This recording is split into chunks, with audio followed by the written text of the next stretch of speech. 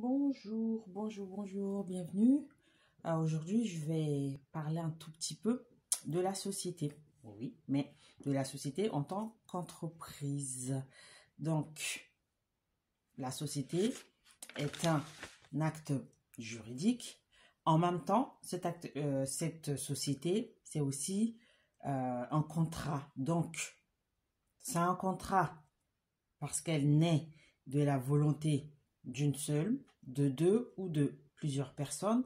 Et c'est un acte juridique dans la mesure où certaines formalités vont être remplies afin que cette société voit le jour. Donc, vous l'aurez compris, la société est un acte juridique qui est soumis à des conditions dont les quatre principales sont énumérées à l'article 1128 du Code civil. Donc, selon cet article, sont nécessaires à la validité d'un contrat, des conditions donc qui sont énumérées dans le Code civil. Ils sont là, donc on va en parler brièvement.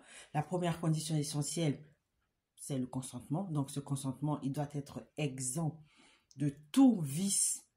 Donc le consentement des parties qui veulent créer une société ne doit pas être vicié. Ensuite, la deuxième condition, c'est la capacité. Donc la capacité de contracter. Et à ce moment-là, il faut bien faire la distinction selon qu'il s'agit d'une personne physique ou d'une personne morale. Ensuite, la troisième condition, c'est l'objet.